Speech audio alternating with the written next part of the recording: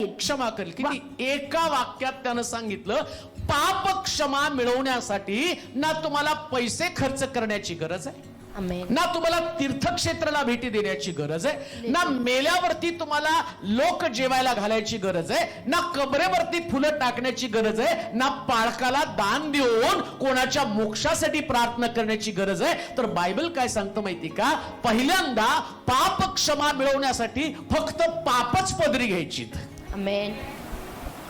पाप तर पदरी घ्या ना, मी पापी आहे ही भावना तर जागृत व्हायला पाहिजे ना. बायबल काय सांगतं माहिती का? देव प्रकाश, तो प्रकाश आहे ही गोष्ट ध्यानात ठेवा. त्याच्यापासून काही सुद्धा लपलेलं नाही, काही सुद्धा नाही, काही सुद्धा लपत नाही बरं का. तुम्ही म्हणाल आमचा बाप्तिस्मा झाला, आम्हाला पवित्र आत्मा मिळाला, आम्ही सत्यामध्ये चालत आहोत, आमच्यामध्ये कुठलं पाप नाही. मग पवित्र आत्मा मिळालेले येशूचे शिष्य तो यहुदा इस्करियोत त्याच्या मनामध्ये कशा पद्धतीनं बाप्तिस्मा झाल्यावर शिष्यत्व तोपर्यंत मिळत नाही जोपर्यंत बाप्तिस्मा होत नाही.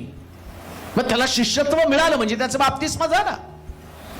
मग शिष्यत्व मिळाल्यावर सुद्धा आम्ही पाहतो त्यानं येशू ख्रिस्ताला वधस्तंभी धरून दिलं, 30 रुपयाला त्यानं त्याला विकलं. बाप्तिस्मा म्हणजे तुम्हाला तुमच्या आतापर्यंत घडलेल्या पापांची क्षमा.